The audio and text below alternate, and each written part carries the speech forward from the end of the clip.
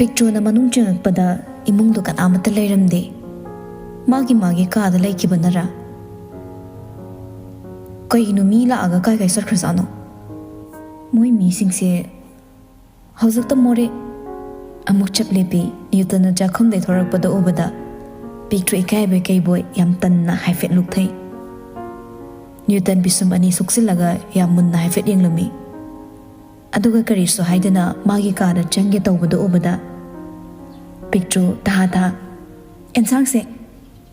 ꯅ꯭ꯌꯨꯇꯟ ꯑꯃꯨꯛ ꯂꯩꯊꯣꯛꯂꯒ ꯃꯈꯨꯠꯇꯨꯅ ꯊꯪꯅꯕꯗ ꯂꯩꯕ ꯀꯥ ꯑꯃꯗ ꯃꯈꯨꯠ ꯊꯤꯜꯂꯛꯏ. ꯋꯥꯍꯩ ꯑꯃꯠꯇ ꯉꯥꯡꯂꯝꯗꯅ ꯇꯨꯃꯤꯟꯅ ꯑꯃꯨꯛ ꯆꯪꯈꯤ. ꯃꯗꯨ ꯎꯕꯗ ꯄꯤꯛꯇ꯭ꯔꯨ ꯉꯛꯅ ꯀꯔꯤꯅꯣ ꯃꯁꯤ ꯃꯤꯁꯤꯕꯣ ꯁ꯭ꯀꯨꯜꯗꯅ ꯒꯨꯟꯗꯥ ꯁꯥꯗꯅ ꯃꯤ ꯈꯨꯗꯤꯡ ꯈꯠꯅꯍꯧꯗꯣꯏꯒꯤ, ꯑꯗꯨꯒ ꯌꯨꯝꯗꯅ ꯑꯄꯪꯕ ꯀꯩꯁꯨ ꯂꯥꯟꯖꯗꯕ ꯃꯤꯒ ꯁꯥꯗꯅ ꯁꯛꯇꯥꯁꯤꯒ ꯄꯛꯇꯅ.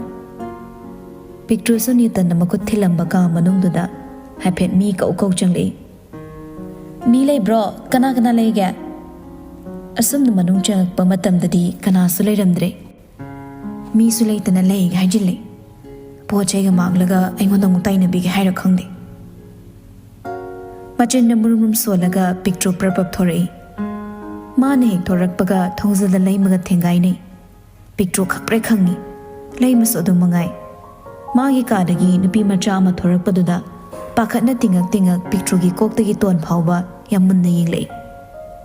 ꯂꯩꯃꯒꯤ ꯃꯤꯠꯌꯦꯡ ꯅꯥꯌꯦꯡ ꯃꯇꯧꯗꯨꯗ ꯍꯩꯅꯖꯗ꯭ꯔꯕ ꯄꯤꯛꯇ꯭ꯔꯨꯗꯣ ꯂꯠꯂ ꯇꯧꯅ ꯃꯤ ꯂꯩꯕ꯭ꯔꯥ ꯌꯦꯡꯕꯅꯦ. ꯂꯩꯃ ꯈꯣꯟ ꯀꯂꯞꯅ ꯀꯅꯥꯒꯤ ꯃꯤ? ꯅꯪ ꯀꯅꯥꯅꯣ? ꯃꯐꯝꯁꯤꯗ ꯀꯩꯗꯧꯔꯝꯃꯤꯕꯅꯣ? ꯂꯩꯃꯅ ꯑꯃꯨꯛꯇ ꯁꯝꯖꯤꯜꯂꯒ ꯄꯨꯂꯤꯁꯀꯤ ꯋꯥꯍꯪꯗ ꯍꯪꯉꯛꯄꯗ ꯄꯤꯛꯇ꯭ꯔꯨ ꯃꯁꯥꯗꯨ ꯏꯊꯛ ꯊꯛꯀꯠꯂꯤ. ꯃꯔꯥ ꯂꯩꯕ ꯃꯤ ꯑꯃꯒꯨꯝꯅ ꯄꯣꯠ ꯄꯤꯕ ꯂꯥꯛꯄꯅꯤ. ꯑꯗꯨꯒ ꯃꯐꯝꯁꯤꯗ ꯀꯩꯗꯧꯔꯤꯕ? ꯇꯨꯡꯗꯒꯤ ꯃꯤꯠꯈꯨꯅ ꯈꯨꯝꯂꯛꯏ. ꯏꯅꯝꯁꯤ ꯑꯉꯥꯡꯗꯣ ꯏꯅꯦ ꯊꯔꯣꯅ ꯊꯥꯔꯛꯄ ꯑꯣꯏꯔꯝꯒꯅꯤ. ꯂꯩꯃꯗꯨ ꯃꯈꯥꯗꯤ ꯇꯥꯗ꯭ꯔꯦ. ꯑꯗꯨꯕꯨ ꯃꯥꯒꯤ ꯃꯤꯠꯌꯦꯡ ꯅꯥꯌꯦꯡ ꯂꯨꯗꯕ ꯃꯇꯧꯗꯨꯅ ꯄꯤꯛꯇ꯭ꯔꯨꯗ ꯌꯦꯡꯕꯗꯣ ꯄꯤꯛꯇ꯭ꯔꯨꯗꯤ ꯁꯣꯝꯗ ꯃꯁꯥ ꯏꯍꯩ ꯍꯩꯅꯗꯅ ꯊꯣꯔꯛꯏ. ꯂꯩꯃꯁꯨ ꯀꯥ ꯃꯅꯨꯡꯗ ꯇꯨꯃꯤꯟ ꯆꯪꯈ꯭ꯔꯦ. ꯑꯗꯨꯕꯨ ꯄꯤꯛꯇ꯭ꯔꯨꯁꯨ ꯃꯥꯅ ꯄꯨꯔꯛꯂꯤꯕ ꯄꯣꯠ ꯆꯩꯁꯤꯡꯗꯣ ꯑꯃꯃꯝꯇ ꯂꯧꯊꯣꯛꯇꯨꯅ ꯂꯩꯔꯤꯉꯩ ꯇꯟꯖꯥꯗꯨꯃꯛꯇꯗꯅꯤ ꯂꯩꯃ ꯌꯥꯝ ꯊꯨꯅ ꯊꯣꯛꯂꯛꯂꯒ ꯑꯩꯒꯤ ꯃꯣꯟ ꯃꯈꯥꯗ ꯄꯩꯁꯥ ꯊꯝꯂꯝꯕꯅꯤ, ꯃꯗꯨ ꯂꯩꯔꯝꯗ꯭ರೆ. ꯃꯤꯠꯈꯨ, ꯅꯪꯅ ꯐꯃꯨꯡ ꯁꯦꯝꯕ ꯁꯥꯕꯗ ꯊꯦꯡꯅꯕ꯭ꯔꯥ? ꯃꯤꯠꯈꯨ ꯃꯥꯒꯤ ꯐꯤꯔꯩꯗ ꯍꯥꯏꯐꯦꯠ ꯃꯥꯗꯨꯅ ꯌꯦꯡꯂꯛꯏ. ꯄꯤꯛꯇ꯭ꯔꯨꯁꯨ ꯍꯥꯏꯅꯔꯛꯂꯤꯕ ꯋꯥꯍꯩꯗꯨꯗ ꯏꯄꯥ ꯄꯥꯈꯠꯅ ꯃꯥꯒꯤ ꯉꯛꯁꯝꯗ ꯌꯥꯜꯂꯤꯕ ꯕꯦꯒꯇꯣ ꯃꯈꯨꯠꯅ ꯆꯦꯠꯅ ꯄꯥꯏꯁꯤꯜꯂꯛꯏ. ꯃꯗꯨ ꯃꯤꯠꯈꯨꯅ ꯎꯊꯣꯛꯈ꯭ꯔꯦ. ꯈꯪꯍꯧꯗꯦ ꯃꯤꯠꯈꯨꯅ ꯃꯈꯨꯠꯇꯣ ꯄꯤꯛꯇ꯭ꯔꯨꯗ ꯊꯤꯜꯂꯒ ꯃꯁꯤꯒꯤ ꯑꯉꯥꯡꯁꯤꯅ ꯂꯧꯊꯣꯛꯏꯕ ꯖꯥꯠꯂꯥ? ꯑꯩꯗꯤ ꯏꯅꯝꯁꯤ ꯂꯧꯊꯣꯛꯇꯦ. ꯉꯁꯥꯏ ꯐꯝ ꯁꯦꯝꯕꯗ ꯊꯦꯡꯅꯔꯝꯕꯅꯤ, ꯑꯗꯨꯕꯨ ꯃꯐꯝꯗꯨꯗ ꯊꯝꯂꯝꯕꯅꯤꯅꯦ. ꯄꯤꯛꯇ꯭ꯔꯨ ꯄꯥꯈꯠꯅ ꯃꯃꯤꯠ ꯂꯥꯎꯊꯣꯛꯂꯒ ꯅꯠꯇꯦ ꯍꯥꯏꯅ ꯃꯉ ꯍꯥꯏꯔꯛꯏ. ꯃꯤꯠꯈꯨꯅ ꯂꯩꯃꯗ ꯑꯣꯟꯁꯤꯜꯂꯒ ꯏꯅꯝꯁꯤ ꯂꯨꯄꯥ ꯀꯌꯥꯅꯣ? ꯂꯩꯃꯗꯤ ꯃꯁꯥꯅ ꯊꯝꯕ ꯑꯄꯥꯏ ꯄꯣꯠ ꯈꯨꯗꯛꯇ ꯀꯥꯎꯕ ꯅꯤꯡꯁꯤꯡꯗꯕ ꯑꯁꯤ ꯍꯥꯟꯅꯗꯩ ꯇꯧꯗꯨꯅ ꯂꯥꯛꯂꯤ. ꯑꯁꯤꯅ ꯃꯥ ꯈꯪꯗꯦ ꯍꯥꯏꯔꯛꯏ. ꯇꯁꯦꯡꯅꯃꯛꯁꯨ ꯑꯁꯤꯒꯨꯝꯕ ꯀꯌా ꯑꯃ ꯊꯣꯛꯈ꯭ꯔꯦ. ꯁꯦꯜ ꯊꯝꯂꯝꯕ, ꯁꯅꯥ ꯊꯝꯂꯝꯕ ꯃꯐꯝ ꯀꯌꯥꯗ ꯅꯤꯡꯁꯤꯡꯕ ꯉꯝꯗꯅ ꯀꯥꯎꯊꯣꯛꯈꯤꯕ ꯀꯌꯥꯅꯤ. ꯃꯁꯤꯒꯤ ꯈꯨꯗꯣꯡꯆꯥꯕ ꯀꯌꯥꯁꯨ ꯃꯤꯠꯈꯨꯅ ꯂꯧꯗꯨꯅ ꯉꯁꯤꯁꯨ ꯂꯥꯛꯂꯤ. ꯂꯩꯃꯅ ꯅꯤꯡꯁꯤꯡꯂꯛꯄ ꯐꯥꯎꯔꯒꯅ ꯃꯥꯅ ꯂꯧꯁꯤꯟꯗꯨꯅ ꯊꯝꯕꯤꯕꯅꯤ ꯍꯥꯏꯕꯅꯆꯤꯡꯕ ꯑꯁꯨꯝꯕ ꯀꯌꯥ ꯉꯥꯡꯗꯨꯅ ꯂꯥꯛꯂꯤ. ꯃꯁꯤ ꯄꯨꯝꯅꯃꯛ ꯂꯩꯃꯅꯗꯤ ꯅꯣꯡꯃꯇ ꯈꯪꯕ ꯅꯠꯇꯦ. ꯃꯤꯠꯈꯨꯅ ꯄꯤꯛꯇ꯭ꯔꯨꯗ ꯑꯣꯟꯁꯤꯜꯂꯒ ꯍꯦ, ꯅꯪ ꯁꯦꯜꯗꯣ ꯂꯧꯊꯣꯛꯄ꯭ꯔꯣ? ꯂꯧꯊꯣꯛꯇꯕ꯭ꯔꯥ ꯁꯦꯡꯅ ꯍꯥꯏꯌꯨ. ꯄꯤꯛꯇ꯭ꯔꯨ ꯄꯥꯈꯠꯅ ꯀꯤꯅ ꯈꯨꯝꯂꯛꯏ. ꯅꯦꯅꯦ, ꯑꯩ ꯂꯧꯊꯣꯛꯇꯦ. ꯑꯗꯨꯒ ꯅꯪꯅ ꯃꯤꯒꯤ ꯀꯥ ꯃꯅꯨꯡꯁꯤꯗ ꯀꯩꯗꯧꯕ ꯆꯪꯂꯝꯃꯤꯕꯅꯣ? ꯀꯩꯗꯧꯕꯅꯣꯕ ꯅꯪꯅ ꯃꯤꯒꯤ ꯀꯥ ꯃꯅꯨꯡꯗ ꯇꯨꯃꯤꯟꯅ ꯆꯪꯂꯝꯃꯤꯕꯗꯤ? ꯅꯆꯜꯗꯣ ꯈꯨꯝꯃꯨꯅꯤ ꯍꯨꯔꯥꯟꯕꯤ. ꯂꯩꯃꯁꯨ ꯁꯥꯎꯅ ꯀꯔꯝꯕ ꯃꯃꯥ ꯃꯄꯥꯅꯣꯅꯦ ꯑꯁꯤꯕꯣ? ꯄꯤꯛꯂꯤꯕ ꯑꯉꯥꯡꯁꯤꯕꯨ ꯐꯠꯇꯕ ꯂꯝꯕꯤꯁꯤꯗ ꯂꯝꯖꯤꯡꯕꯤꯕꯁꯤꯕꯣ? ꯃꯤꯠꯈꯨꯅ ꯗꯞ ꯇꯧꯔꯒ ꯅꯝꯗꯅ ꯄꯤꯛꯇ꯭ꯔꯨꯗ ꯇꯥꯏꯅꯕ ꯍꯧꯔꯛꯏ. ꯕꯦꯒꯇꯣ ꯄꯤꯔꯛꯑꯣ, ꯑꯩꯉꯣꯟꯗ ꯊꯨꯅ ꯄꯤꯔꯛꯑꯣ ꯕꯦꯒꯇꯣ. ꯄꯤꯛꯇ꯭ꯔꯨꯁꯨ ꯃꯥꯅ ꯇꯧꯔꯨꯕ ꯅꯠꯇꯕꯅ ꯕꯦꯒꯇꯣ ꯄꯤꯗꯅꯕ ꯌꯥꯝ ꯀꯟꯅ ꯍꯣꯠꯅꯔꯒ ꯃꯅꯤꯡ ꯍꯟꯗꯨꯅ ꯆꯠꯅꯕ ꯇꯧꯔꯛꯂꯦ. ꯑꯗꯨꯕꯨ ꯃꯤꯠꯈꯨꯅ ꯕꯦꯒꯇꯣ ꯂꯧꯔꯒ ꯁꯦꯜꯗꯣ ꯍꯩꯗꯣꯛꯂꯒ ꯃꯁꯤꯡ ꯊꯤ.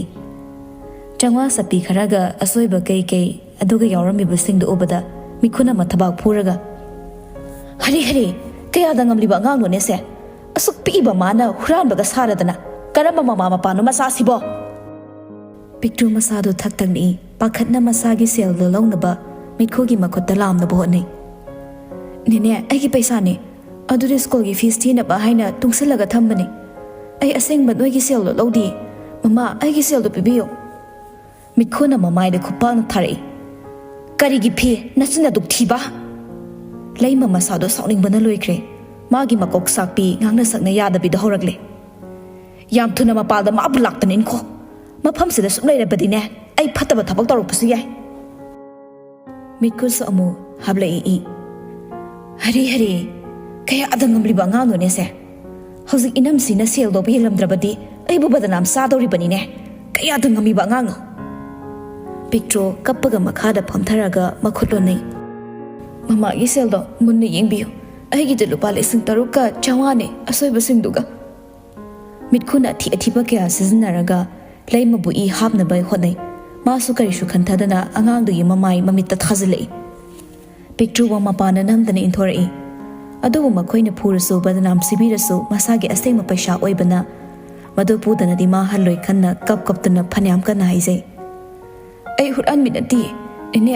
ꯄꯩꯁꯥꯗꯣ ꯑꯩꯅ ꯃꯇꯝ ꯀꯨꯏꯅ ꯇꯨꯡꯁꯤꯜꯂꯒ ꯁ꯭ꯀꯨꯜꯒꯤ ꯐꯤꯁ ꯊꯤꯅꯕ ꯊꯝꯂꯛꯄꯅꯤ ꯅꯈꯣꯏꯅ ꯑꯩꯕꯨ ꯐꯨꯔꯁꯨ ꯑꯩꯒꯤ ꯁꯦꯜꯗꯨꯗꯤ ꯄꯤꯕꯤꯌꯨ ꯃꯗꯨ ꯄꯨꯗꯅ ꯑꯩ ꯍꯟꯕ ꯉꯝꯃꯣꯏ ꯄꯤꯛꯇ꯭ꯔꯨꯅ ꯆꯠꯂꯨ ꯌꯥꯗꯅ ꯀꯞꯇꯨꯅ ꯂꯩꯕꯗꯨꯗ ꯂꯩꯃꯁꯨ ꯃꯤꯑꯣꯏꯕ ꯑꯃ ꯑꯣꯏꯅ ꯃꯤꯅꯨꯡꯁꯤ ꯍꯥꯏꯕꯗꯣ ꯐꯥꯎꯔꯤꯕꯅꯤ ꯑꯃꯨꯛꯁꯨ ꯅꯨꯡꯉꯥꯏꯇꯕꯩ ꯃꯃꯤ ꯈꯔ ꯇꯥꯔꯛꯄꯗꯣ ꯃꯤꯠꯀꯨꯅ ꯍꯦꯛꯇ ꯏꯂꯥꯏ ꯂꯥꯏꯅ ꯂꯩꯀꯥꯏ ꯇꯥꯟꯅꯕ ꯃꯅꯥꯛꯇ ꯂꯩꯕ ꯃꯤꯁꯤꯡꯗꯣ ꯎꯅꯕ ꯂꯥꯎꯔꯛꯏ ꯂꯩꯀꯥꯏ ꯍꯨꯔꯥꯟꯕ ꯐꯥꯔꯦ ꯌꯨꯝꯗ ꯍꯨꯔꯥꯟꯕ ꯁꯛꯂꯝꯃꯦ ꯋꯥꯍꯩꯗꯨ ꯇꯥꯕꯗ ꯄꯤꯛꯇ꯭ꯔꯨ ꯃꯤꯠꯈꯨꯗ ꯌꯦꯡꯂꯒ ꯅꯦꯅꯦ ꯑꯩ ꯍꯨꯔꯥꯟꯕ ꯅꯠꯇꯤꯌꯦ ꯑꯗꯨꯃꯥꯏꯅ ꯇꯧꯕꯤꯒꯅꯣ ꯃꯤꯅ ꯑꯩꯉꯣꯟꯗ ꯂꯥꯟꯅ ꯈꯜꯂꯅꯤ ꯃꯤꯠꯈꯨꯅ ꯄꯤꯛꯇ꯭ꯔꯨꯕꯨ ꯏꯟꯊꯣꯛꯂꯒ ꯐꯨꯖꯤꯜꯂꯛꯏ ꯑꯣꯟꯁꯤꯟꯗꯨꯅ ꯄꯤꯛꯇ꯭ꯔꯨꯕꯨ ꯃꯔꯥꯜ ꯍꯥꯞꯅꯕ ꯌꯥꯝꯅ ꯀꯟꯅ ꯍꯣꯠꯅꯔꯤ ꯃꯌꯥꯝ ꯃꯥꯡꯗ ꯃꯤꯅꯨꯡꯁꯤ ꯃꯆꯦꯠ ꯑꯃꯠꯇ ꯂꯩꯇꯅ ꯈꯣꯡꯒꯣꯏꯅꯩ ꯁꯣꯝꯗꯅ ꯅ꯭ꯌꯨꯇꯟ ꯃꯁꯥꯗꯨ ꯏꯔꯨ ꯃꯥꯏꯊꯖꯕ ꯁꯦꯡꯗꯣꯛꯄ ꯂꯣꯏꯔꯕ ꯃꯇꯨꯡꯗ ꯃꯐꯤ ꯃꯔꯣꯜ ꯅꯤꯡꯊꯤꯅ ꯁꯦꯠ ꯆꯥꯗꯨꯅ ꯂꯩꯔꯤ ꯄꯨꯝꯅꯃꯛꯁꯤ ꯂꯣꯏꯔꯕ ꯇꯨꯡꯗ ꯃꯥꯒꯤ ꯂꯥꯏꯔꯤꯛ ꯇꯧꯐꯝ ꯇꯦꯕꯜꯗꯨꯗ ꯆꯪꯁꯤꯜꯂꯛꯂꯒ ꯂꯥꯏꯔꯤꯛ ꯄꯥꯕ ꯍꯧꯅꯕ ꯇꯧꯔꯛꯏ ꯉꯁꯥꯏꯈꯩꯅ ꯃꯔꯥꯡ ꯇꯧꯕꯩ ꯈꯪꯍꯧꯗ꯭ꯔꯁꯨ ꯍꯧꯖꯤꯛ ꯇꯨꯃꯤꯟꯅ ꯃꯄꯨꯛꯅꯤꯡ ꯆꯪꯅ ꯂꯥꯏꯔꯤꯛ ꯇꯧꯅꯕ ꯍꯣꯠꯅꯔꯛꯄꯁꯤꯗ ꯃꯄꯥꯜꯗ ꯃꯔꯥꯡ ꯇꯧꯕ ꯂꯥꯎꯕꯒꯤ ꯈꯣꯟꯖꯦꯜ ꯇꯥꯔꯛꯏ ꯅ꯭ꯌꯨꯇꯟ ꯊꯣꯏꯅ ꯈꯟꯖꯤꯜꯂꯨꯗꯦ ꯇꯨꯃꯤꯟꯅ ꯃꯥꯒꯤ ꯂꯥꯏꯔꯤꯛꯇꯨ ꯁꯨꯝ ꯇꯧꯔꯤ ꯑꯗꯨꯕꯨ ꯃꯄꯥꯜꯗꯁꯨ ꯂꯦꯞꯇꯦ ꯂꯥꯡꯕꯗꯨꯁꯨ ꯃꯤ ꯁꯨꯝ ꯇꯤꯜꯂꯦꯛꯄ ꯍꯦꯟꯒꯠꯂꯛꯏ ꯃꯁꯤꯐꯥꯎ ꯃꯥ ꯊꯣꯏꯅ ꯈꯟꯖꯤꯟꯗꯦ ꯑꯗꯨꯃꯛ ꯇꯧꯔꯤ ꯁꯨꯝ ꯀꯟꯁꯤꯜꯂꯛꯄꯗꯩ ꯑꯃꯨꯛ ꯀꯩꯗꯧꯔꯖꯥꯠꯅꯣ ꯁꯤꯅ ꯑꯩꯈꯣꯏ ꯏꯃꯥꯁꯤ ꯃꯈꯣꯜ ꯑꯃ ꯇꯥꯔꯤꯅꯤ ꯅ꯭ꯌꯨꯇꯟꯁꯨ ꯇꯥꯔꯝꯕꯗꯩ ꯃꯃꯥꯒꯤ ꯈꯣꯟꯖꯦꯜ ꯇꯥꯔꯛꯄꯗ ꯍꯧꯒꯠꯂꯒ ꯊꯣꯔꯛꯏ ꯃꯅꯨꯡꯗ ꯀꯅꯥꯝꯇ ꯂꯩꯇꯕꯗꯨ ꯎꯕꯗ ꯃꯄꯥꯜꯗꯨ ꯊꯣꯔꯛꯂꯤ ꯁꯣꯝꯗꯅ ꯑꯉꯥꯡꯗꯨꯕꯨ ꯐꯨꯕꯤꯗꯅꯕ ꯑꯍꯜ ꯀꯌꯥꯅ ꯅꯨꯡꯉꯥꯏꯇꯅ ꯍꯥꯏꯔꯤ ꯑꯗꯨꯕꯨ ꯈꯔꯅꯗꯤ ꯑꯊꯤꯕ ꯋꯥꯍꯩ ꯀꯌా ꯁꯤꯖꯤꯟꯅꯩ ꯄꯤꯛꯇ꯭ꯔꯨꯅ ꯃꯥꯒꯤ ꯑꯁꯦꯡꯕꯁꯤꯡꯗꯣ ꯍꯥꯏꯅꯕ ꯍꯣꯠꯅꯔꯛꯄꯗ ꯃꯤꯠꯈꯨꯅ ꯃꯆꯤꯟꯗ ꯁꯨꯕ ꯊꯥꯕ ꯇꯧꯔꯤ ꯋꯥ ꯉꯥꯡꯕꯩ ꯇꯟꯖꯥ ꯄꯤꯗꯅ ꯐꯨꯕ ꯆꯩꯕ ꯂꯥꯎꯕ ꯀꯌా ꯇꯧꯔꯤ ꯈꯔꯅ ꯑꯉꯥꯡꯁꯤ ꯊꯥꯗꯣꯛꯄꯤꯅꯕ ꯍꯥꯏꯔꯤ ꯑꯗꯨꯕꯨ ꯄꯤꯛꯇ꯭ꯔꯨꯅꯗꯤ ꯃꯥꯒꯤ ꯑꯁꯦꯡꯕ ꯄꯩꯁꯥ ꯑꯣꯏꯕꯅ ꯆꯠꯂꯨ ꯌꯥꯗꯅ ꯀꯞꯄꯒ ꯂꯩꯕꯅꯤ ꯃꯁꯤꯗꯅꯤ ꯃꯤꯠꯈꯨꯅ ꯍꯦꯛ ꯂꯥꯛꯍꯜꯂꯤꯕꯁꯦ ꯀꯌꯥ ꯑꯅꯝꯀꯜꯂꯤꯕ ꯑꯉꯥꯡꯅꯣꯅꯦ ꯍꯧꯖꯤꯛꯇꯒꯤ ꯑꯁꯨꯝꯅ ꯇꯧꯔꯕꯁꯤꯅꯗꯤ ꯈꯔ ꯂꯩꯔꯗꯤ ꯃꯤ ꯐꯥꯎꯕ ꯍꯥꯠꯄ ꯉꯝꯗꯧꯔꯤꯕꯅꯤꯅꯦ ꯃꯔꯨꯁꯦ ꯁꯤꯠ ꯀꯣꯛꯊꯣꯛꯑꯒꯅꯦ ꯊꯥꯗꯣꯛꯈꯤꯗꯧꯅꯤ ꯃꯁꯤ ꯃꯇꯨꯡ ꯃꯅꯥꯎ ꯇꯧꯗꯅꯕ ꯍꯩ ꯃꯤꯈꯨ ꯀꯔꯤꯅꯣ ꯅꯣꯏꯕꯨ ꯑꯉꯥꯡꯅꯤ ꯊꯥꯗꯣꯛꯄꯤꯈ꯭ꯔꯣꯅꯦ ꯃꯥꯅꯕꯨ ꯂꯥꯜꯂꯝꯃꯁꯨ ꯃꯇꯨꯡꯗ ꯇꯧꯖꯔꯔꯣꯏꯅ ꯅꯣꯏꯁꯤꯗꯤꯀꯣ ꯃꯤꯅꯨꯡꯁꯤ ꯂꯩꯇꯕ ꯁꯨꯝꯕꯁꯤ ꯌꯦꯡꯅꯤꯡꯗꯦꯀꯣ ꯑꯁꯤ ꯍꯥꯏꯔꯒ ꯌꯦꯡ ꯉꯝꯗꯅ ꯆꯠꯈꯤꯕꯁꯨ ꯌꯥꯎꯔꯤ ꯃꯤꯈꯨꯅ ꯑꯃꯨꯛ ꯑꯣꯟꯁꯤꯜꯂꯒ ꯃꯤꯒꯤ ꯀꯥ ꯈꯨꯗꯤꯡꯒꯤ ꯃꯥꯅ ꯆꯪꯗ ꯇꯧꯔꯝꯃꯤꯕꯁꯦ ꯅꯣꯏꯅ ꯀꯔꯤ ꯈꯪꯒꯦ ꯅꯊꯧ ꯅꯠꯇꯦꯗ ꯃꯁꯤꯗ ꯐꯠꯇꯕ ꯃꯤ ꯋꯥꯔꯛꯄꯗ ꯀꯟꯈꯠꯀꯅꯨꯀꯣ ꯃꯌꯥꯝꯅ ꯀꯣꯏꯁꯤꯜꯂꯤꯕ ꯑꯗꯨꯒꯤ ꯃꯅꯨꯡꯗ ꯃꯥꯒꯤ ꯃꯃꯥ ꯍꯣꯏ ꯂꯩꯕꯗꯨꯗ ꯅ꯭ꯌꯨꯇꯟ ꯍꯥꯏꯐꯦꯠ ꯆꯪꯁꯤꯜꯂꯒ ꯀꯔꯤꯅꯣ ꯍꯥꯏꯅ ꯈꯨꯅꯤꯡ ꯀꯥꯡꯂ ꯌꯦꯡꯂꯛꯏ ꯄꯤꯛꯇ꯭ꯔꯨ ꯊꯃꯣꯏ ꯁꯣꯛꯅ ꯀꯞꯂꯒ ꯄꯦꯟꯗꯅ ꯀꯟꯅ ꯂꯥꯎꯔꯛꯏ ꯑꯩ ꯍꯨꯔꯥꯟꯕꯤ ꯅꯠꯇꯤꯌꯦ ꯑꯩ ꯀꯅꯥꯒꯤ ꯃꯄꯣꯠꯁꯨ ꯍꯨꯔꯥꯟꯗꯤꯌꯦ ꯇꯧꯔꯤꯕ ꯃꯌꯥꯝꯗꯣ ꯄꯤꯛꯇ꯭ꯔꯨ ꯎꯕꯗ ꯉꯛꯅ ꯌꯦꯡꯂꯛꯏ ꯅ꯭ꯌꯨꯇꯟ ꯉꯥꯛꯇꯤ ꯃꯆꯤ ꯁꯨꯛꯂꯦꯡꯗꯦ ꯇꯨꯃꯤꯟꯅ ꯂꯦꯞꯄꯒ ꯂꯩ ꯃꯤꯠꯈꯨꯅ ꯆꯤꯡꯂꯒ ꯆꯠꯍꯟꯅꯕ ꯃꯌꯥꯝꯗꯣ ꯀꯟꯅ ꯇꯧꯔꯛꯏ ꯑꯗꯨꯕꯨ ꯄꯤꯛꯇ꯭ꯔꯨꯁꯨ ꯆꯠꯇꯅꯕ ꯌꯥꯗꯨꯅ ꯀꯟꯅ ꯍꯣꯠꯅꯔꯛꯏ ꯃꯗꯨ ꯎꯕꯗ ꯅ꯭ꯌꯨꯇꯟ ꯄ꯭ꯔꯕꯞ ꯆꯪꯁꯤꯜꯂꯒ ꯃꯤꯠꯈꯨꯒꯤ ꯃꯈꯨꯠꯇꯨ ꯀꯟꯊꯣꯛꯂꯒ ꯀꯩꯅꯣ ꯅꯣꯏꯅ ꯑꯉꯥꯡꯁꯤꯗ ꯇꯧꯔꯤ ꯃꯌꯥꯝꯁꯦ ꯃꯥꯅ ꯀꯔꯤ ꯐꯠꯇꯕ ꯊꯕꯛ ꯇꯧꯔꯝꯕꯩꯅꯣ ꯃꯤꯠꯈꯨꯅ ꯊꯣꯏꯕ ꯃꯁꯤꯗ ꯅꯪ ꯌꯥꯎꯔꯛꯀꯅꯨ ꯅꯪꯅ ꯈꯪꯕ ꯅꯠꯇꯦ ꯃꯁꯤꯒꯤ ꯑꯉꯥꯡꯁꯤꯅ ꯅꯪ ꯏꯃꯥꯁꯤꯒꯤ ꯀꯥ ꯃꯅꯨꯡ ꯆꯪꯉꯝꯃꯒꯅꯦ ꯄꯩꯁꯥ ꯂꯧꯊꯣꯛꯃꯤꯕꯅꯤ ꯃꯗꯨ ꯄꯨꯝꯅꯃꯛ ꯅꯦꯅꯦꯈꯣꯏ ꯏꯃꯥꯁꯤꯈꯣꯏ ꯎꯍꯧꯕ꯭ꯔꯥ ꯃꯌꯥꯝꯗꯨ ꯅ꯭ꯌꯨꯇꯟꯗ ꯂꯣꯏ ꯌꯦꯡꯂꯛꯏ ꯃꯤꯠꯈꯨꯗꯨꯅ ꯊꯠꯆꯤꯜꯂꯒ ꯍꯥꯏꯔꯛꯏ ꯃꯥꯅ ꯍꯦꯛꯇ ꯃꯤ ꯂꯩꯇꯕ ꯀꯥꯗ ꯇꯨꯃꯤꯟ ꯆꯪꯕ ꯌꯥꯕ꯭ꯔꯥꯅꯦ ꯅ꯭ꯌꯨꯇꯟꯅ ꯋꯥ ꯃꯆꯦꯠ ꯑꯃꯠꯇ ꯉꯥꯡꯗꯦ ꯄꯤꯛꯇ꯭ꯔꯨꯒꯤ ꯃꯈꯨꯠꯇꯣ ꯇꯥꯞ ꯄꯥꯏꯗꯨꯅ ꯆꯤꯡꯂꯒ ꯆꯠꯂꯤ ꯒꯥꯔꯤ ꯇꯝꯅ ꯄꯨꯏ ꯄꯤꯛꯇ꯭ꯔꯨ ꯆꯠꯅ ꯀꯞꯂꯒ ꯑꯩꯒꯤ ꯄꯩꯁꯥ ꯅ꯭ꯌꯨꯇꯟ ꯄꯤꯛꯇ꯭ꯔꯨꯗ ꯍꯥꯏꯐꯦꯠ ꯌꯦꯡꯂꯛꯏ ꯑꯗꯨꯒ ꯒꯥꯔꯤꯗ ꯀꯥꯎ ꯍꯥꯏꯕꯒꯨꯝ ꯊꯣꯡꯗꯣ ꯍꯥꯡꯗꯣꯛꯏ Munan changlaklaga Pictrugi cycle do mathakta hapi. Lei mawa amata ngangkidre Newton na tawribado munna yinglaga leiri. Magi masanik pido horakpaday lekagi misingni imungda pusinaba mitkuda kanna haipaday mitku sumana ngangning basakning basingdo mapung phadre khanbeira sawningna Pictruda mamit khana yinglamlaga tumin imung changkre. Pictru maningi situda family matomda kapasu lipte. Tasengna wakhaldo puba ngamdre masi pumnamak sigi mathakta magi school fees singnaba thamiba seldo munbi hobasida hina thamoi kaibani. Newton amumo Pictruda haifet tung onlaga yingle masu nungaidre adubu kwati karishu haidre munan so adu mangai tumina duma gari ru thauri wadi amatta ngangnade ahum du sum lakpana Pictru na magi yumda taklaga yausilagle thongal na gari khami. Pictru su tapna makhonu sek tawdana kumtharai mathakta leiriba cycle du so munana lauthabiri. Ibema nang sang mangamgadra kaka hoy yani kaka ai sum changkrage ngamni. Newton Pictru da kirup yingli wade amatta ngangdi tumina dumagle. Pictru su haipe lai thoklaga Newton da yingli. Ani do nga mitka mitjanai. Newton mamai du fat lai thoki aduga source ang hondoi. Pictru kay su hairamda magi cycle du induna change tawbada makhong du nabai karan chatlaga tusinge tawi. Munan prabab changsilaga ngai. Haima ibema tu butare kaka insin biragese. Pictru hoi haibagi matagum tumina maningda tapna ine. Khangawdana tungda yam tappa khonjal amada nang si hairaga chap lepre madu tabada Pictru tingak chatlambadai chap leplaga maning onthokle yingle. Newton yam tapna kibe maong matawga tawraga wahai kara haire matungda sumba thabak se tawgano masi phawtaba thabakni. Hairagliba wahiduda Pictru amuki hena mathwai sak pehengalei. Piruina benin imit ingna Newton da yinglei. Newton so yengba ngamda nontharaga amuka awduna tawni nang fataba thabakti laina sam sawbani. Newton gi chamna mabokta karishu khandana angang amagumna ngangthorakliba wahiduna Pictru bi hena nungai handre. Ai huran binate. Newton su ipang pangsaba matawda Pictru kappadu nungai chaduna thimi bani khanna amuksu makha tarakli. Yar sakap kano adugi wahaidudi huran bu khudingini aini huran manati haibasidi common warni ngasi pa huran ba matana masa huran le haisadabani. Pictru de ting sokre hena kapthori kapman bai hikpada wa abana suloire makhanta na wahai hairamda tumina chatki madu upada Newton nungaitana yenga lehori. Tasingna Newton wa ngang basakpa hizadabagini mana kari wahi hairaga Pictru gi nungaitabase kharada oirasu kokhanba ngamgadagi haiba khangde. Masina magi wahi khudingna Pictru bi hena nungaitanaba masak amu oire amuksu machinda solei. Kayino kaptanaba thembiraga mana hene kapa isina aina haiba wasibo kairo soiba yarzan. Talaktu de Henry phone wari saduna manda nungaina lakdi. Video call kaina adudi thabak leitaba chakhattaba mina sanadawni da. Aikhoiba video call sanabai kari mathau tagine nungti school da video da henba direct unara leirabasida. Thimina phone de khumlai ado eraso aidi nang yam oninge ado nangwa chapai jukegino photo tharo baba de hange.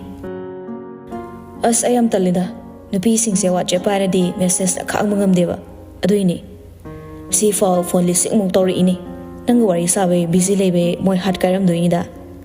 Nang kangi duni school da shunu pi mayam do.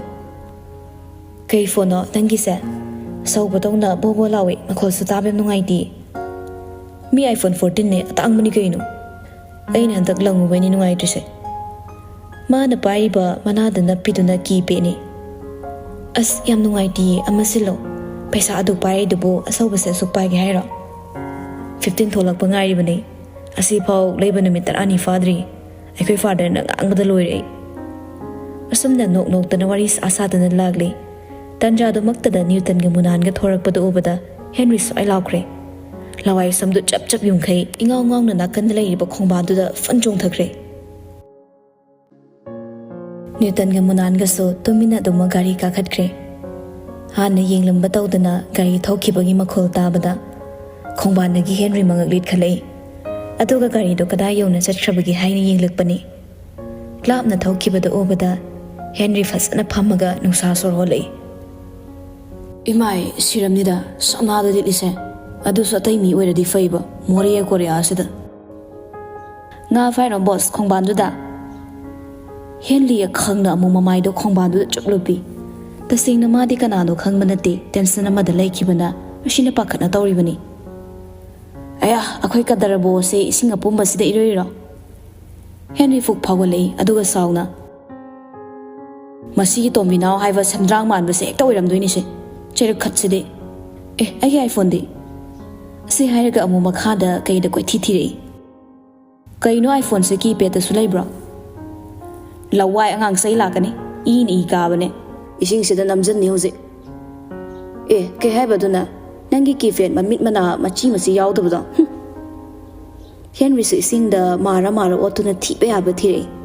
ꯃꯄꯥꯜꯗ ꯅꯞꯄꯒ ꯂꯩꯔꯝꯂꯤ ꯏꯁꯤꯡ ꯆꯣꯠꯂꯤ ꯇꯧꯔꯒ ꯃꯗꯨ ꯎꯕꯗ Henry ꯊꯋꯥꯏ ꯅꯨꯡꯉꯥꯏꯇꯅ ꯁꯤꯠ ꯃꯁꯤ ꯄꯨꯝꯅꯃꯛꯁꯦ ꯃꯣꯔꯦ ꯁꯦꯒꯥꯏꯕꯗꯨꯅ ꯊꯣꯛꯍꯟꯕ ꯉꯥꯛꯇꯅꯤ ꯈꯪꯅꯤꯗꯅ ꯃꯁꯤ ꯍꯌꯦꯡꯗꯤ ꯂꯩꯀꯥꯏꯒꯤ ꯑꯉꯥꯡꯗꯨꯅ ꯀꯔꯤꯝꯀ ꯊꯥꯏꯅꯔꯛꯏ ꯅꯨꯡꯉꯥꯏꯕꯤꯗꯦꯗ ꯑꯥꯏꯐꯣꯟ ꯂꯧꯈ꯭ꯔꯦꯅꯦ ꯍꯦꯟꯔꯤ ꯁꯥꯎꯅꯤꯅ ꯃꯥꯅ ꯇꯣꯡꯉꯤꯕ ꯁꯦꯟꯗꯜꯗꯨ ꯂꯧꯊꯣꯛꯑ ꯂꯪꯉꯛꯏ ꯍꯩꯄꯥꯔꯤꯁꯤꯗꯤ ꯑꯉꯥꯡꯗꯨꯁꯨ ꯂꯛꯅ ꯍꯣꯠꯇꯅ ꯆꯦꯟꯈ꯭ꯔꯦ ꯍꯦꯟꯔꯤ ꯂꯩꯈꯣꯝ ꯂꯩꯅꯥꯡ ꯏꯇꯩ ꯁꯧ ꯂꯥꯡꯗꯨꯅ ꯆꯪꯂꯛꯏ ꯅꯠꯇꯦ ꯃꯥꯅ ꯁꯤꯗ ꯀꯩꯗꯧꯕꯅꯣ ꯍꯥꯏꯕꯅꯤ ꯂꯥꯛꯑꯝꯃꯤꯁꯦ ꯑꯩ ꯈꯪꯕ ꯃꯤꯗꯒ ꯑꯁꯦꯡꯕ ꯍꯥꯏꯗꯣꯛꯈ꯭ꯔꯖꯥꯠꯂꯣ ꯅꯠꯇꯦꯗ ꯑꯩꯈꯣꯏ ꯃꯈꯥ ꯇꯥꯗꯦ ꯆꯞ ꯂꯦꯞꯄꯤ ꯃꯃꯤꯠꯇꯣ ꯂꯥꯎꯊꯣꯛꯂꯒ ꯁꯨꯔꯤꯗ ꯃꯈꯣꯡ ꯌꯥꯟꯊꯔꯒ ꯇꯨꯃꯤꯟꯐꯝꯗꯨꯅ ꯀꯞꯂꯤꯕ ꯄꯤꯛꯇ꯭ꯔꯨꯗ ꯎꯔꯦ ꯍꯦꯟꯔꯤ ꯃꯤꯀꯨꯞꯇꯨꯗ ꯆꯦꯟꯁꯤꯜꯂꯛꯏ ꯀꯩꯗꯧꯔꯒꯦ ꯅꯪ ꯀꯩꯗꯧꯔꯒꯦ ꯀꯥꯏ ꯆꯠꯂꯨꯒꯦꯕ ꯅꯪ ꯄꯤꯛꯇ꯭ꯔꯨ ꯄꯥꯈꯨꯝ ꯑꯃꯠꯇ ꯄꯤꯗꯦ ꯃꯈꯣꯜ ꯊꯣꯛꯅ ꯀꯞꯊꯣꯔꯛꯏ ꯍꯦꯟꯔꯤ ꯃꯁꯥꯗꯣ ꯂꯩꯕ ꯌꯥꯗ꯭ꯔꯦ ꯄꯤꯛꯇ꯭ꯔꯨꯒꯤ ꯃꯃꯥꯏꯗ ꯇꯥꯔꯤꯕ ꯗꯥꯛ ꯑꯃꯗꯤ ꯁꯣꯛꯂꯤꯕꯁꯤꯡꯗꯨ ꯎꯕꯗ ꯃꯁꯥ ꯅꯣꯝꯂꯒ ꯍꯪꯂꯤ ꯅꯪ ꯅꯆꯤꯟꯗ ꯈꯨꯝꯕ ꯌꯥꯗꯕ꯭ꯔꯣ ꯀꯅꯥ ꯀꯩꯗꯧꯔꯛꯏꯅꯣ ꯍꯥꯏꯕꯅꯦ ꯍꯥꯏꯌꯣ ꯄꯤꯛꯇ꯭ꯔꯨ ꯍꯦꯟꯅ ꯊꯃꯣꯏ ꯇꯦꯡꯊꯥꯔ ꯀꯞꯂꯛꯏ ꯋꯥ ꯉꯥꯡꯗꯅ ꯃꯗꯨ ꯎꯕꯗ ꯍꯦꯟꯔꯤ ꯍꯧꯒꯠꯂꯤ ꯑꯃꯨꯛ ꯆꯠꯅꯤ ꯇꯧꯔꯤ ꯃꯐꯝ ꯈꯪꯗꯅ ꯁꯥꯎꯅꯤꯅ ꯈꯣꯟꯒꯠꯂꯞꯅ ꯅꯪ ꯈꯨꯝꯃꯔꯣꯏꯗ꯭ꯔꯣ ꯑꯩꯅ ꯍꯪꯉꯤꯁꯦ ꯃꯥꯅ ꯌꯨꯝꯁꯤꯗ ꯂꯥꯛꯑꯝꯃꯒ ꯅꯪꯕꯨ ꯁꯤꯒꯤ ꯐꯤꯕꯝꯁꯦ ꯑꯣꯏꯍꯜꯂꯝꯃꯤꯕ꯭ꯔꯥ ꯍꯥꯏꯔꯣ ꯄꯤꯛꯇ꯭ꯔꯨꯅ ꯈꯨꯝꯗ꯭ꯔꯕꯗ ꯈꯥꯡꯕ ꯉꯝꯗ꯭ꯔꯕ ꯍꯦꯟꯔꯤ ꯐꯨꯛ ꯍꯧꯒꯠꯂꯒ ꯅꯥꯀꯟꯗ ꯂꯩꯔꯝꯕ ꯂꯩꯕꯥꯛ ꯇꯧꯕꯒꯤ ꯌꯣꯠ ꯑꯃ ꯇꯥꯞ ꯄꯥꯏꯔꯒ ꯆꯠꯀꯦ ꯇꯧꯏ ꯃꯗꯨ ꯎꯕꯗ ꯄꯤꯛꯇ꯭ꯔꯨ ꯄꯥꯈꯠꯅ ꯗꯗꯥ ꯍꯦꯟꯔꯤ ꯊꯥꯡꯂꯝꯕ ꯈꯣꯡꯊꯥꯡ ꯆꯞ ꯂꯦꯞꯄꯤ ꯄꯤꯛꯇ꯭ꯔꯨ ꯇꯞꯅ ꯍꯧꯒꯠꯂꯛꯂꯒ ꯍꯦꯟꯔꯤꯒꯤ ꯃꯈꯨꯠ ꯇꯥ ꯐꯥꯔꯒ ꯀꯥꯏꯗꯅꯣ ꯗꯗꯥ ꯅꯪ ꯆꯠꯀꯦ ꯇꯧꯔꯤꯕꯗꯣ ꯅꯪ ꯈꯪꯗꯕ꯭ꯔꯥ ꯑꯩꯈꯣꯏꯁꯦ ꯂꯥꯏꯔꯕ ꯃꯆꯥꯅꯤ ꯍꯥꯏꯕꯗꯣ ꯃꯤꯅ ꯑꯩꯈꯣꯏꯕꯨ ꯍꯤꯔꯝ ꯈꯨꯗꯤꯡꯗ ꯇꯣꯟꯊꯅ ꯈꯜꯂꯤ ꯍꯥꯏꯕ ꯃꯔꯥ ꯂꯩꯖꯗꯕ ꯑꯩꯒꯤ ꯏꯃꯥ ꯕꯕꯥꯕꯨꯁꯨ ꯃꯈꯣꯏꯅ ꯊꯤꯕ ꯋꯥꯅ ꯆꯩꯍꯜꯂꯤ ꯃꯇꯝꯗꯨꯗ ꯑꯩꯈꯣꯏꯅ ꯊꯃꯣꯏꯗ ꯐꯥꯎꯔꯝꯒꯗꯕ ꯑꯋꯥꯕꯗꯣ ꯀꯅꯥꯅꯁꯨ ꯎꯕꯤꯗꯦ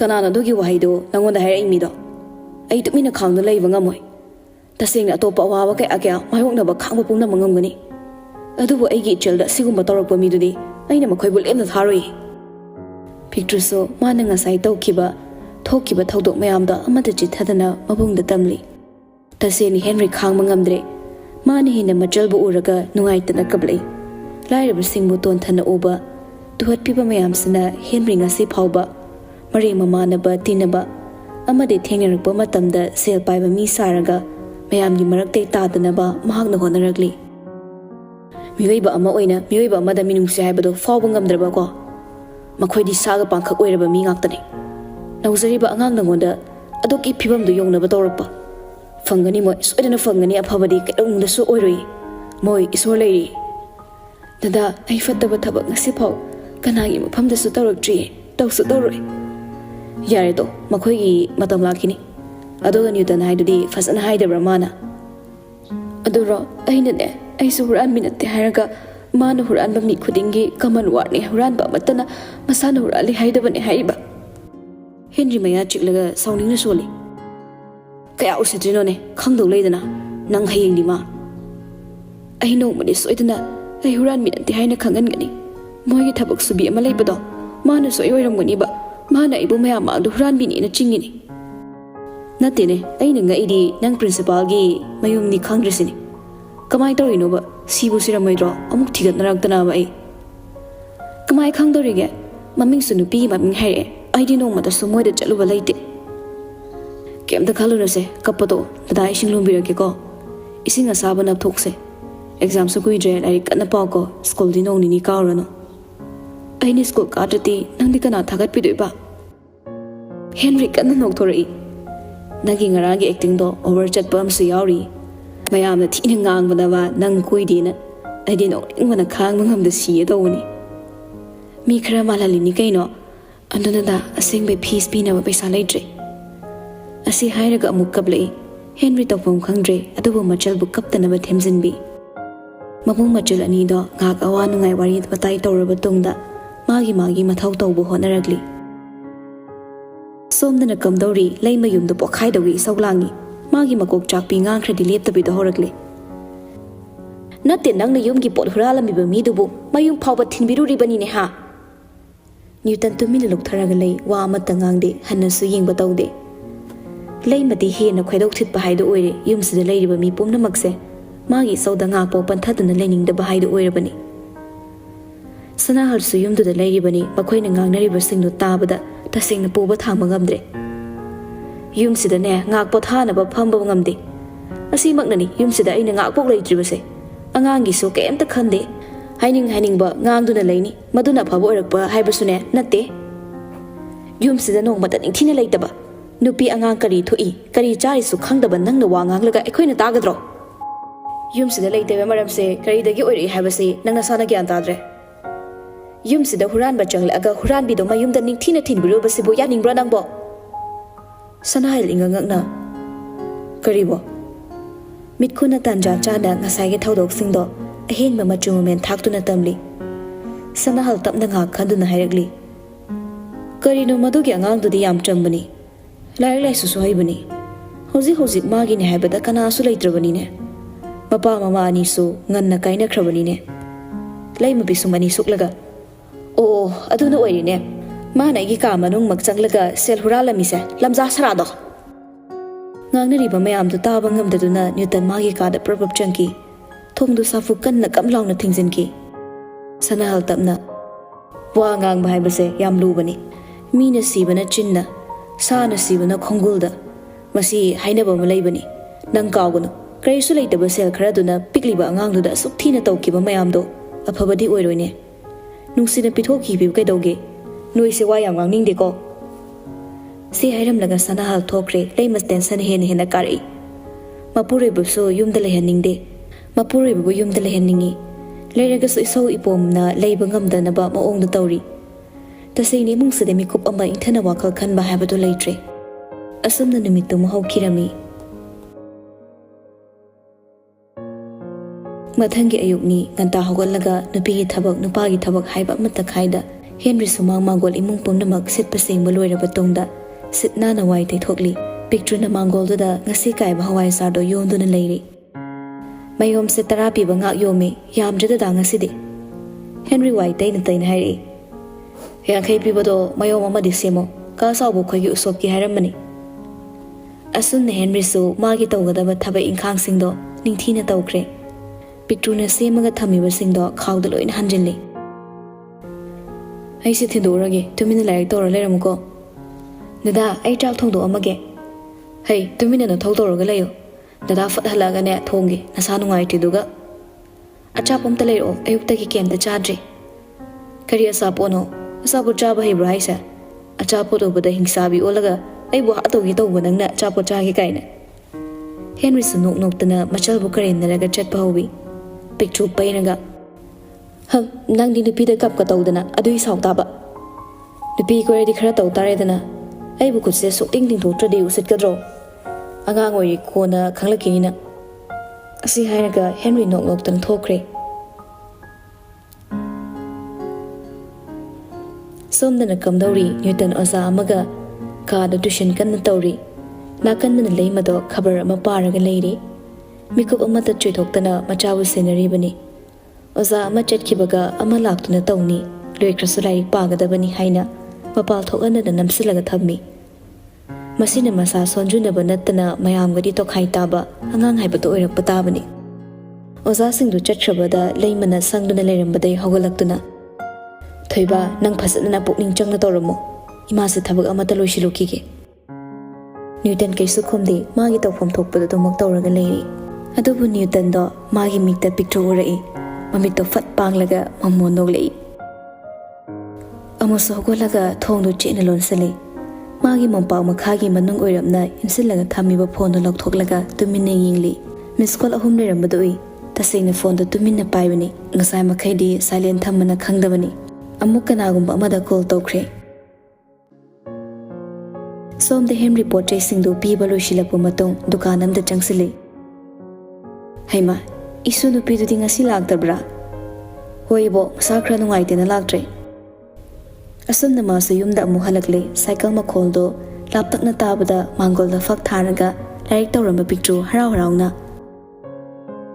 ꯗꯥꯗꯥ ꯀꯩ ꯂꯩꯔꯛꯀꯦ ꯄꯨꯛꯀ ꯂꯣꯏ ꯇꯠꯂꯤꯉꯣ ꯅꯪꯒꯤ ꯀꯤꯡꯕꯣꯟ ꯑꯣꯏꯅ ꯂꯩꯔꯛꯑꯦ ꯄꯤꯛꯇ꯭ꯔꯨ ꯍꯔꯥꯎꯅ ꯀꯤꯡꯕꯣꯟꯗꯣ ꯂꯧꯔꯒ ꯁꯦꯠ ꯁꯦꯠꯇꯨꯅ ꯆꯥꯕ ꯍꯧꯔꯛꯏ ꯆꯥꯛ ꯂꯥꯝꯕꯅ ꯑꯩ ꯀꯩꯅꯣꯝ ꯇꯧꯔꯕꯅꯤ ꯉꯁꯥꯏꯗ ꯏꯁꯤꯡ ꯊꯛꯏꯅꯤ ꯋꯥꯍꯩꯗꯨ ꯇꯥꯔꯒ ꯍꯦꯟꯔꯤ ꯇꯨ ꯆꯨꯡꯈꯤꯕ ꯈꯪꯍꯧꯗꯦ ꯃꯤꯀꯨꯞꯇꯨꯗ ꯉꯁꯥꯏ ꯃꯈꯩ ꯏꯁꯦꯡ ꯁꯦꯡꯅ ꯂꯩꯔꯝꯕ ꯃꯤꯠ ꯑꯅꯤꯗꯣ ꯑꯃꯪꯕ ꯅꯣꯡꯒꯨꯝꯅ ꯄꯤꯔꯥꯡꯅ ꯄꯤꯛ ꯊꯜꯂꯛꯏ ꯍꯧꯈ꯭ꯔꯕ ꯄꯨꯟꯁꯤꯒꯤ ꯇꯥꯡꯀꯛ ꯀꯌꯥꯕꯨ ꯅꯍꯧꯅꯅ ꯅꯤꯡꯁꯤꯡꯕꯒꯨꯝ ꯐꯥꯎꯔꯛꯂꯤ ꯄꯤꯛꯇ꯭ꯔꯨ ꯍꯔꯥꯎ ꯍꯔꯥꯎꯅ ꯆꯥꯗꯨꯅ ꯂꯩꯊꯣꯔꯛꯄꯗ ꯍꯦꯟꯔꯤꯅ ꯈꯥꯡꯖꯤꯜꯂꯒ ꯂꯩꯔꯤꯕ ꯄꯤꯔꯥꯡꯁꯤꯡꯗꯣ ꯎꯠꯊꯣꯛꯈ꯭ꯔꯦ ꯄꯥꯈꯠꯅ ꯗꯥꯗꯥ ꯅꯪ ꯀꯩꯗꯧꯔꯒꯦ ꯀꯅꯥ ꯅꯉꯣꯟꯗ ꯀꯩ ꯍꯥꯏꯔꯛꯏꯅꯣ ꯍꯥꯏꯌꯨ ꯗꯥꯗꯥ ꯍꯦꯟꯔꯤ ꯊꯤꯡꯕ ꯌꯥꯗ ꯃꯄꯤꯗꯨ ꯆꯦꯟꯊꯔꯛꯏ ꯑꯩ ꯆꯥꯛ ꯂꯥꯝꯃꯦ ꯍꯥꯏꯕꯩꯔꯣ ꯗꯥꯗꯥꯅ ꯀꯞꯄꯤꯗꯣ ꯑꯩ ꯃꯇꯨꯡꯗ ꯑꯃꯨꯛ ꯍꯟꯅ ꯍꯥꯏꯔꯣꯏꯌꯦ ꯗꯥꯗꯥꯅ ꯀꯞꯄ ꯎꯕꯗ ꯑꯩꯁꯨ ꯌꯥꯝ ꯅꯨꯡꯉꯥꯏꯇꯦ ꯀꯤꯖꯅ ꯀꯞꯆꯔꯛꯏꯕ ꯃꯆꯜꯕꯨ ꯃꯊꯥꯗ ꯀꯣꯟꯁꯤꯟꯕꯤ ꯏꯆꯜꯅꯅꯦ ꯗꯥꯗꯥꯒꯤ ꯃꯤꯠꯀꯤ ꯄꯤ ꯎꯕꯗ ꯅꯨꯡꯉꯥꯏꯇꯕ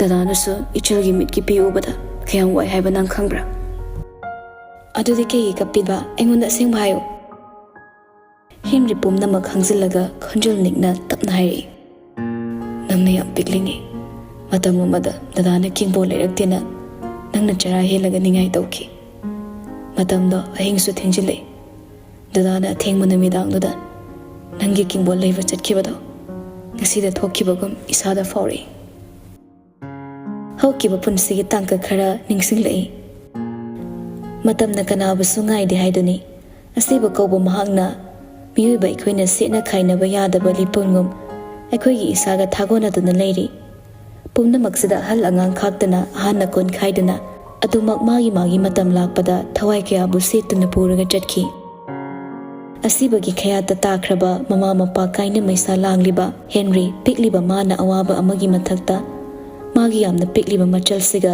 ꯍꯤꯡꯅꯕ ꯍꯣꯠꯅꯕꯗ ꯑꯁꯨꯛꯀꯤ ꯃꯇꯤꯛ ꯋꯥꯅ ꯂꯩꯔꯤ ꯄꯤꯛꯂꯤꯕ ꯃꯥꯅ ꯌꯨꯝꯒꯤ ꯊꯕꯛ ꯄꯨꯝꯅꯃꯛꯁꯨ ꯂꯣꯏꯁꯤꯟꯅꯕ ꯍꯣꯠꯅꯒꯅꯤ ꯃꯁꯤꯗ ꯅꯠꯇꯅ ꯃꯈꯣꯏꯒꯤ ꯃꯃꯥ ꯃꯄꯥꯅ ꯊꯝꯕꯤꯔꯝꯕ ꯃꯃꯥꯒꯤ ꯑꯋꯨꯟꯁꯟꯗꯣ ꯃꯆꯤꯟꯖꯥꯛ ꯄꯤꯖꯅꯕ ꯑꯃꯨꯛ ꯍꯣꯠꯅ ꯃꯉꯣꯟꯗ ꯊꯣꯔꯛꯄ ꯁꯪꯒꯣꯝꯗꯨꯅ ꯌꯨꯝꯊꯣꯡ ꯆꯠꯇꯨꯅ ꯄꯤꯔꯤ ꯑꯃꯨꯛ ꯍꯜꯂꯛꯂꯒ ꯃꯥꯒꯤ ꯃꯐꯩ ꯃꯔꯣꯜ ꯂꯣꯏꯁꯤꯜꯂꯒ ꯁ꯭ꯀꯨꯜ ꯆꯠꯅꯕ ꯇꯧꯔꯛꯂꯤ ꯃꯔꯣꯜꯐꯥꯎ ꯅꯤꯡꯊꯤꯅ ꯊꯣꯛꯇ꯭ꯔꯤꯕ ꯄꯤꯛꯇ꯭ꯔꯨ ꯑꯉꯥꯡ ꯑꯣꯏꯖꯔꯁꯨ ꯌꯥꯝꯅ ꯆꯤꯡꯕ ꯌꯥꯝꯅ ꯁꯤꯡꯕ ꯑꯉꯥꯡꯅꯤ ꯃꯕꯨꯡꯅ ꯇꯧꯔꯤꯗꯨ ꯌꯦꯡꯗꯨꯅ ꯃꯇꯧꯒꯁꯨ ꯇꯝꯂꯤ ꯗꯥꯗꯥ ꯍꯥꯎ ꯑꯆꯥꯊꯥꯎ ꯂꯤꯛꯂꯤꯗꯣ ꯄꯨꯊꯣꯔꯛꯑꯣ ꯄꯤꯛꯇ꯭ꯔꯨꯁꯨ ꯏꯃꯨꯡꯗ ꯄ꯭ꯔꯄꯞ ꯆꯦꯟꯁꯤꯟꯈ꯭ꯔꯦ ꯆꯥꯛꯈꯨꯝꯗꯩ ꯊꯥꯎ ꯂꯤꯛꯂꯤ ꯑꯃ ꯃꯈꯨꯠꯅ ꯄꯥꯏꯔꯛꯂꯤ ꯃꯩꯅ ꯁꯥꯏꯗꯠꯈꯤꯕꯩ ꯀꯣꯞꯂꯤ ꯀꯣꯞꯂꯤ ꯇꯧꯕ ꯑꯃ ꯄꯨꯗꯨꯅ ꯆꯦꯟꯊꯣꯔꯛꯄꯗ ꯊꯣꯡꯖꯤꯜ ꯈꯨꯗꯤꯡꯃꯨꯛ ꯊꯤꯖꯤꯜꯂꯤ ꯄꯤꯛꯇ꯭ꯔꯨ ꯀꯟꯅ ꯀꯞꯄꯛꯏ ꯃꯗꯨ ꯎꯕꯗ ꯍꯦꯟꯔꯤ ꯆꯦꯜꯂꯛꯂꯒ ꯄꯝꯗꯨꯅ ꯄꯨꯊꯣꯔꯛꯏ ꯅꯥꯔꯤꯕ ꯃꯈꯣꯡꯗꯣ ꯅꯥꯟꯕꯤꯔꯒ ꯇꯞꯅ ꯂꯥꯛꯎ ꯌꯥꯗ꯭ꯔꯣ ꯗꯥꯗꯥ ꯃꯠꯇ꯭ꯔꯥ ꯁꯣꯟꯕꯤꯒꯦꯁꯦ ꯐꯅꯕ ꯁꯨꯁꯨ ꯑꯩꯈꯣꯏ ꯑꯕꯦꯝꯃꯒꯤ ꯅꯥꯕ ꯐꯔꯣ ꯗꯥꯗꯥ ꯑꯩꯁꯨ ꯁ꯭ꯀꯨꯜ ꯂꯥꯛꯀꯦ ꯃꯊꯪ ꯆꯍꯤꯗꯩꯗꯤ ꯗꯥꯗꯥꯒ ꯄꯨꯟꯅ ꯁ꯭ꯀꯨꯜ ꯆꯠꯂꯗꯣꯏꯅꯦ ꯑꯗꯨꯅ ꯍꯌꯦꯡꯋꯥꯏ ꯁ꯭ꯀꯨꯜ ꯀꯥꯔꯀꯥꯟꯗ ꯔꯦꯡ 1 ꯇꯥꯅꯕ ꯅꯪ ꯁꯤꯗ AB ꯄꯥꯔꯝꯃꯣꯀꯣ ꯍꯣꯏ ꯗꯥꯗꯥ ꯒꯨꯗ ꯒꯔꯜ ꯑꯗꯨꯅꯤꯗꯅ ꯑꯕꯦꯝꯃꯗꯤ ꯗꯥꯗꯥ ꯆꯠꯂꯣꯒꯦꯀꯣ ꯗꯥꯗꯥ ꯑꯩꯒꯤ ꯀꯤꯡꯕꯣꯟ ꯃꯇꯨꯝ ꯂꯩꯔꯛꯑꯣ ꯂꯩꯔꯛꯇꯣꯏꯅꯤ ꯌꯨꯝꯗ ꯂꯩꯔꯝꯃꯨꯀꯣ ꯃꯄꯥꯜ ꯊꯣꯛꯀꯅꯨ ꯑꯉꯥꯡ ꯐꯥꯕ ꯂꯥꯛꯀꯅꯤ ꯗꯥꯗꯥ ꯂꯥꯛꯇ꯭ꯔꯤꯐꯥꯎ ꯇꯨꯃꯤꯟ ꯂꯩꯔꯝꯃꯨꯀꯣ ꯗꯥꯗꯥ ꯑꯗꯨꯔꯣ ꯗꯥꯗꯥ ꯃꯅꯤ ꯈꯣꯏꯒꯤ ꯆꯤꯆꯦ ꯑꯃ ꯂꯩꯌꯦ ꯍꯥꯏꯌꯦ ꯃꯥ ꯀꯥꯏ ꯂꯩꯒꯦ ꯍꯦꯟꯔꯤ ꯃꯀꯣꯛꯇꯨꯗ ꯑꯆꯥꯊꯥꯎꯗꯨ ꯇꯩꯅ ꯇꯩꯅ ꯗꯥꯗꯥꯁꯨ ꯈꯪꯗꯤꯌꯦ ꯃꯣꯏꯒꯤ ꯑꯁꯦꯡꯕ ꯃꯌꯨꯝꯗ ꯂꯩꯔꯝꯅꯤ ꯗꯥꯗꯥ ꯏꯟꯗꯣꯝꯆꯥꯅ ꯃꯣꯏꯗ ꯇꯤꯚꯤ ꯌꯦꯡꯕ ꯂꯥꯛꯀꯅꯨ ꯍꯥꯏꯌꯦ ꯍꯥꯏꯔꯛꯂꯤꯕ ꯋꯥꯍꯩꯗꯨ ꯇꯥꯔꯒ ꯍꯦꯟꯔꯤ ꯌꯥꯝ ꯅꯨꯡꯉꯥꯏꯇ꯭ꯔꯦ ꯑꯗꯨꯕꯨ ꯄꯤꯛꯂꯤꯕ ꯃꯆꯟꯅ ꯍꯔꯥꯎꯅꯕ ꯍꯥꯏꯔꯛꯏ ꯌꯦꯡꯉꯨꯅꯨ ꯑꯉꯥꯡꯅ ꯇꯤꯚꯤ ꯌꯦꯡꯉꯗꯤ ꯃꯤꯠ ꯁꯣꯛꯄꯅꯦ ꯑꯗꯨꯒꯤ ꯍꯥꯏꯔꯤ ꯑꯣꯏꯔꯝꯅꯤ ꯅꯪꯁꯨ ꯇꯨꯃꯤꯟꯅ ꯇꯨꯝꯃꯒ ꯂꯩꯌꯨ ꯏꯁꯤꯡ ꯊꯛꯅꯤꯡꯉꯁꯨꯅꯦ ꯗꯥꯗꯥꯅ ꯊꯝꯃꯤꯕ ꯈꯨꯖꯥꯏꯗꯣ ꯑꯗꯨꯗꯩ ꯊꯛꯎꯀꯣ ꯅꯨꯡꯅ ꯅꯜꯂꯒ ꯊꯝꯃꯤꯕ ꯀꯣꯟꯖꯥꯎꯗꯣ ꯑꯗꯩ ꯀꯜꯂ ꯊꯛꯀꯅꯨꯀꯣ ꯗꯥꯗꯥ ꯆꯠꯂꯒꯦ ꯗꯥꯗꯥ ꯉꯥꯏꯈꯨꯋꯣ ꯑꯁꯤ ꯍꯥꯏꯔꯒ ꯃꯤꯅ ꯁ꯭ꯀꯨꯜ ꯆꯠꯂꯝꯗꯥꯏꯗ ꯃꯅꯝ ꯅꯝꯕ ꯎꯕꯗꯨꯗ ꯃꯥꯁꯨ ꯍꯩꯕ ꯍꯩꯇꯕꯣꯏ ꯃꯅꯝꯒ ꯅꯝꯂꯛꯏ Henry machal bu nungsi na makok ta nan tharaga babai nada chatle ko mapal thokano angang phawala kani Picture suma khut na haiduna yenglaga lehawi Henry mapana thoramba cycle da thoraga chatre mana tambe school du supanglap lapanate makhoi nangidi School yauraga Henry hatho atu chale adubu thengna lakpagi amung chaibire Masigi angang sinum ti haini thengni lakpa masi chai chaduribani Asi hairaga chaina mo ani kannuna manungda thazalai Henry na so suktoklaga mathunu nala changlei Angang sing hairi ngani ngangoi khangdana amana lakna bahokibada mari laknari Mayamdo class manungda Henry changa po obada lamja sara lai haiduna nok tuna laknari masi osana khangduna phana ngang sa aso angang sing du di nungai ba mingyaw tuna laknari tana Masini Henry nungai taba tuma masada pokli haiba sungamda tamin leiduna lagli Somnana picture angang oire yumda sumatom ta leibado talaktuna yumthangnabada leiba muthi khoida TV yengba haina lagli Mangolda kwa matak ama sairaga makok maru hatuna famlamba thoibido picture ubadai paithoklaga prapra imung jangkre aduga thong thingzala leiki Madu ubada picture ngakti tuminna chaplip laga lei Gyan taba ngang oirabadi changbiro haiduna chatkibasi yai adubu pikliba wakhal mapung phachiba picture tapna changsilai aduga thongzalda lepaga manadu thongna ngaraga tai mana tawribado manungda TV kapibra kaptabra haina yenglibani makhol khara tabada thongdu thillaga kauri inomcha TV ngakte yenge thong hangto mungda leiba misingdo kana sukhumlakte angangduna kauribado tasingna makki miyoiba amagi minungsi haibado makhoida machet amata leitramale Imung asi Henry khoida saidangduna makhoi farm da kaida thabak sunaba thamkibani aduma pu mapa mama nauna kaina kibagi khodong chabasi lauraga makhoina hana leiramba pakhan sina Henry khoibu thambiri migi yumduna makhoina leisinbani picture su TV yingbai mayaina angangi hongnabi thongda ka khatlaga mathaki hobadagi yingakli anamba matamda maphamsida tumak hana dai ma yingduna lagli minadi khangmanakte picture lo na yingi haiba Sum hinglambadai nokning basin yarakpada khangudana kanna nokthori Aya yong macha se ta hore Imung da girosi khonjelu tabada tikhatan lauri He hurandie